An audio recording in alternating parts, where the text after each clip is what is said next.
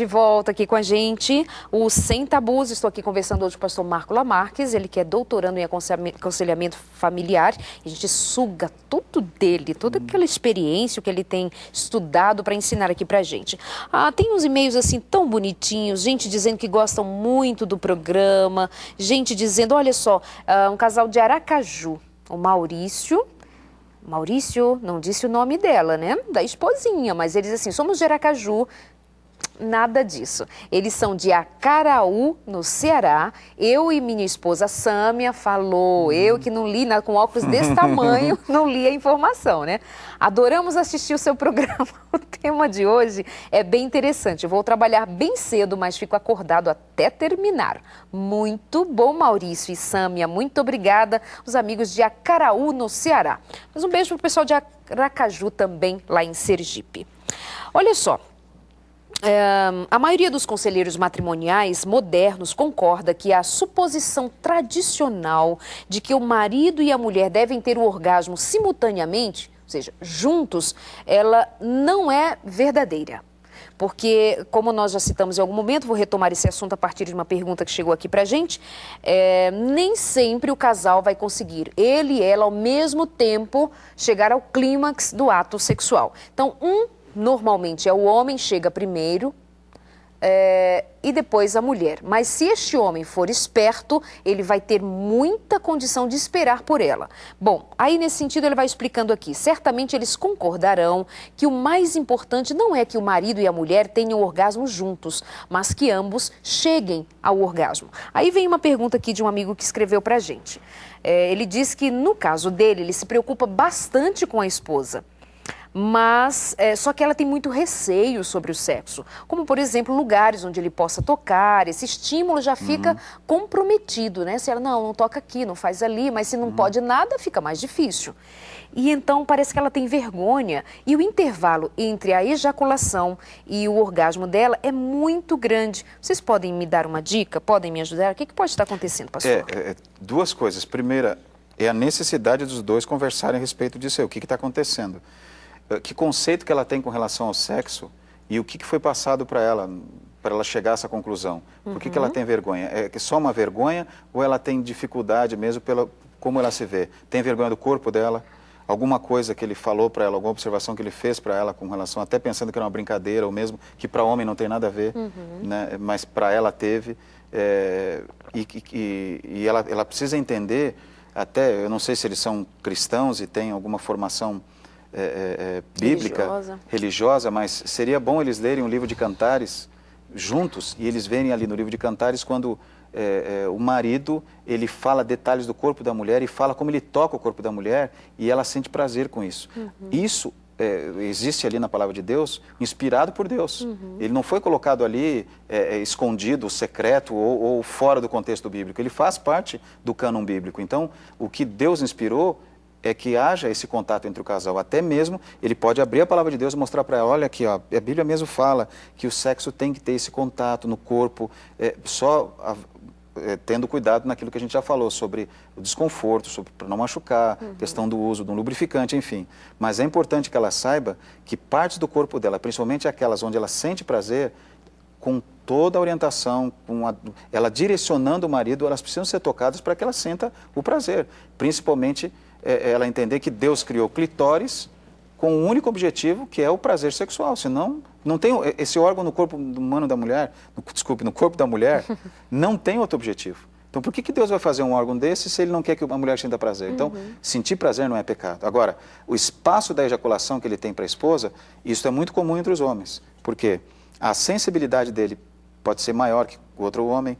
Então, o que ele tem que fazer? Ele tem que procurar um controle, principalmente no ato sexual, até no momento das carícias, do preparo dela, evitar de pensar diretamente na questão sexual, até dá uma devagada. Devagada, assim, para não ficar aquela coisa muito concentrada ali e se segurar mais. Por quê? Por que ele está tendo orgasmo? Porque ele está tendo algum tipo de manipulação, alguma coisa que está levando ele a ter orgasmo.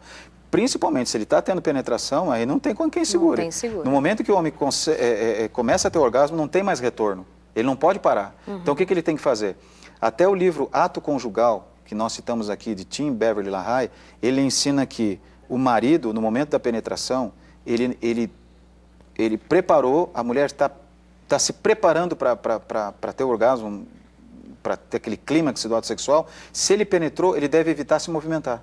Eles usam assim essa explicação. Os dois devem ficar quietinhos, com um abraço, sem movimento. Porque se ele se movimentar, ele pode ter orgasmo naquele momento, acabou a festa, ele fala assim. Então até isso tem que ter cuidado. Agora, o ideal é que não haja penetração, que haja carícias, e ele vai estimulando e preparando a esposa, depois de ter entendido que essas zonas erógenas precisam ser tocadas, e com jeito, quando ela está preparada, aí sim que ele tenha o estímulo para que ele tenha o orgasmo, que isso aí vai ser uma questão de segundos. Mas não dá oportunidade, não se envolver numa carícia ou mesmo numa manipulação que ele já fique excitado, que ele já vá caminhando para o orgasmo, porque aí não vai ter que ir seguro. Não tem como esperar por aí ela. Mas realmente, Darlede, para eu concluir aqui, o espaço entre o homem e a mulher, ele é longo. É demorado entre o orgasmo masculino e o orgasmo feminino. Por isso que tem que ter um controle e segurar mesmo, o homem tem que segurar, para até que chegue o momento. Só não é longo quando esse casal já encontrou um nível de intimidade tão amplo, tão grande, que eles consigam chegar a um orgasmo quase que juntos. Mas nesse caso aqui não há essa interação, porque ele diz que ela parece que tem medo, parece que ela tem vergonha. Já existe um bloqueio, então, assim, né? Existe um bloqueio. Aí ele pergunta assim, vocês podem me ajudar? Fica difícil de nós o ajudarmos com alguma orientação, se não for no sentido de dizer assim, precisa trabalhar com essa mulher para que ela compreenda, assistindo aqui o Sem Tabus já ajuda, né, amigo? Para ela compreender que a sexualidade dela precisa ser desenvolvida no âmbito e no pensamento de que essa sexualidade ela é plena e ela é bonita porque ela é saudável, porque ela é abençoada, porque Deus deu, que o corpo dela não pertence a ela ao ponto de ela se fechar e não dar a você o sexo que você merece, que você precisa, como ela também precisa. Então a conversa nem é contigo, é com ela. E aí orienta para que ela assista aqui o Sem Tabus com a gente, para ela aprender, estimula, mas vai com jeitinho, vai com amor, vai com carinho, vai levando daqui, da colar com sabedoria, para você levar ela a compreender que o sexo para você e para ela é uma união assim da mais profunda realização, no que diz assim, eu me entrego para você e você se entrega para mim, com muito amor, viu? Muito obrigada pelo carinho. Olha só este caso aqui, menino. Ele diz, sou casado há 3 anos, mas estamos juntos há 8 anos. Temos uma filha de 7 meses. E desde que menino... Tô achando tão bonitinho que os homens estão escrevendo. Muito bom. Que lindo. Desde que minha esposa ficou grávida, não conseguimos fazer sexo mais. Isto foi diminuindo até que de 1 ano para cá, já não sinto tesão por ela. O que eu faço para reconquistar essa liga? Ele perdeu interesse por ela. Foi o que eu entendi aqui, né? Depois que ela ficou grávida. Olha, o homem, ele é estimulado, o interesse sexual dele é estimulado pelo que ele vê. E também pela conquista que a mulher tem, que a mulher desenvolve para com ele. Se ela, de repente, vive em função dos filhos, não se cuida mais, teve alguma mudança no corpo dela, primeira coisa, ele tem que entender que ela suportou essas mudanças pelo amor ao filho, à filha, ao bebê, e infelizmente teve essa situação no corpo dela. Outra coisa, existe também a necessidade de um cuidado dela, mesmo depois da gravidez, da maneira como se veste, perfume, andar cheirosa, e também conquistar o marido. Isso já existia antes ou só depois que houve a gravidez que deixou de existir? Quanto tempo faz que o bebê nasceu, ele fala? Aí? A neném tem 7 meses. Há 1 ano que ele vem perdendo o interesse por ela. Será que ele não passou a olhar para ela pensando assim, pronto, agora ela é mãe, e colocou essa mulher num pedestal da maternidade, e aí ele perdeu o interesse, depois ele a viu mais gordinha, depois ele a viu com barrigão, e agora ele... Pode ser uma coisa desse tipo. Pode ser que da parte dele perdeu o interesse. Dele, ele que perdeu. Existe também, não é minha alçada, nem a minha área, eu não posso estar me intrometendo, é uma área médica, mas existe a questão física também, depois do parto. Que tipo de parto foi esse? Foi muito agressivo? Ela ficou com alguma sequela? Existe a questão também da depressão, do estado emocional pós-parto? Pode ser também que ela esteja passando por esse período. Então, todas essas coisas precisam ser conversadas e eu aconselho que eles procurem uma ajuda médica, uma ajuda de um psicólogo para orientá-los, para ver o que está por trás disso. Para que ele veja que a esposa, depois de ser mãe, ela se torna muito mais mulher do que antes, porque ela gerou uma vida, e essa vida foi gerada do próprio ato sexual deles, como uma bênção de Deus. A esposa dele não deixou de ser interessante para ele porque o corpo dela teve alguma mudança. Pelo contrário, aquela mudança é o resultado do próprio amor deles. Né? Então a gente pode dizer assim, como dizemos sempre, que sexo começa no pensamento, na cabeça. Principalmente para o homem. Principalmente para o homem. Se essa premissa é verdadeira, como de fato cremos que então você precisa trabalhar novamente o que você tem pensado sobre ela. Você pergunta, como retomar essa liga? Volte a pensar na sua esposa como você pensava antes. O que modificou? É você que tem que descobrir. Por que eu não estou sentindo mais esse desejo por ela? A partir de que momento? É o quê? É a maternidade? É um cuidado? É o quê? O corpo dela se modificou? Ela tá mais gorda? Está mais magra? O que mudou? Você precisa repensar. E se sexo começa aqui, principalmente para o homem, e Jesus já sabia disso quando ele disse, se um homem olhar para uma mulher com pensamento impuro, então como você é casadinho, olha para sua esposa com o pensamento mais puro possível, mas no sentido de dizer assim, ela é minha mulher, vou retomar o pensamento daquilo que eu vivia antes da neném, da nossa filhinha nascer. Você vai conseguir, amigo. E conversar com ela, né, Damaris, claro, também. Conversa com ela. Com muito carinho, com muito jeitinho, explicar para ela do interesse dele por ela também. E se não resolver, vai procurar uma ajuda para conversar, verbalizar, uma psicóloga. Sabe, gente, deixa eu abrir aqui meu coração com vocês. Esse programa, o Sem Tabus, ele tem sido tão amado, tão querido, a procura, a resposta, sabe, eu leio aqui os e-mails, compartilho com você, mas sabe que de vez em quando tem um pensamento assim, contrário à nossa proposta de ajuda, de carinho, de respeito a você de casa, e eu estou aqui vendo os e-mails e acaba de chegar um e-mail aqui de alguém criticando, dizendo assim, que evangelho é esse? Será que Jesus participaria de um programa assim? Como é que um homem faz uma pergunta de como tocar, como cuidar da sua mulher? Isso é cristão, com ele expondo a mulher dele. Amiga, a gente não diz o nome, a gente não diz o lugar, não diz o que é a questão. E aí você vem colocar em dúvida a proposta de um evangelho o mais cristão possível, que se preocupa com o indivíduo na sua área da fé, nas doutrinas, da saúde, do que come, do que bebe, do que veste, porque a palavra diz que quer comais, quer bebais, seja tudo para a honra e glória de Deus. Você não entendeu ainda que sexualidade está no plano de Deus e isso não se choca com o evangelho de Jesus, amiga? Não faz isso comigo a essa hora da manhã e nem vou dizer os termos que você usa aqui, porque assim, não foram termos cristãos. E você está questionando o evangelho cristão e eu questiono o seu nível de entendimento da palavra de Deus para nos mandar um e-mail nessa hora da manhã, amada. Me desculpa.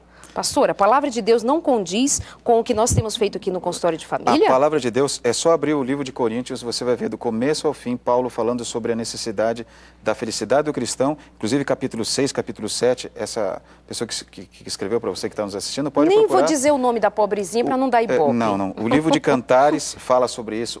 Paulo aos Romanos fala sobre isso, fala sobre sexo, e o que nós acabamos de ler em Romanos 1, verso 26, e os versos anteriores, ele fala de maneira muito clara sobre a questão sexual. A Bíblia não esconde. Quando ele diz sobre o dever da mulher de cuidar do marido, e que o corpo não é dela, pertence ao marido, e o marido da mulher, e até compara isso com Cristo e a igreja, ele está tornando o sexo sagrado. Agora, qual que é o problema da maioria das pessoas e o nosso contexto acaba sendo distorcido? Porque no passado o sexo foi ensinado como algo sujo, como algo que não faz parte de Deus.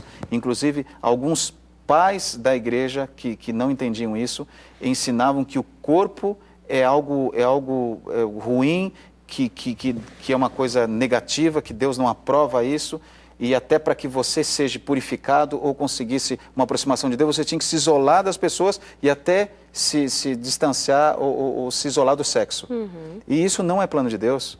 Do começo ao fim, a palavra de Deus fala do sexo como algo bom, algo importante, algo de Deus, algo necessário para a vida do ser humano. É uma bênção. Mas essa distorção que houve no passado, e é uma distorção até pecaminosa, porque aquilo que Deus criou sagrado, o diabo veio e trouxe como algo sujo. E depois agora coloca como se fosse possível fazer de tudo. Então, todas essas distorções, elas são erradas. A palavra de Deus é clara. Deus abençoou o sexo e é falado de maneira clara. Entra no livro de Cantares para você ver como que o próprio ali personagem de Cantares fala e a esposa fala da questão do sexo. O primeiro verso de Cantares é assim: beija-me com os beijos da tua boca. A minha amiga, ela disse que tem 32 anos, é cristã e casada. Deve ter arrancado também as páginas de Cantares da sua Bíblia, né, amada? Mas enfim, como você é uma senhora casada e cristã, nós te pedimos que leia, estude a palavra de Deus e descubra que para Deus tudo aquilo que foi dado por Deus a nós, vem da parte de Deus, é divino, é sagrado, é para o nosso entendimento, para a nossa compreensão. E qual é a postura do programa, qual é a postura da Novo Tempo? É ajudar as pessoas. Não é à toa que as pessoas escrevem para a gente perguntando coisas da sua intimidade, é porque elas querem e precisam saber e não tem a quem perguntar. E o nosso trabalho é ajudar-nos uns aos outros em Cristo Jesus, com muito respeito. Pastor, obrigada, viu? Muito Deus seja louvado, boa a viu? sua participação. Deus seja louvado. Obrigada a você de casa também, bom descanso, bom restinho de noite, durmam bem, um beijo, obrigada, até o nosso próximo encontro. Até lá, fiquem na paz.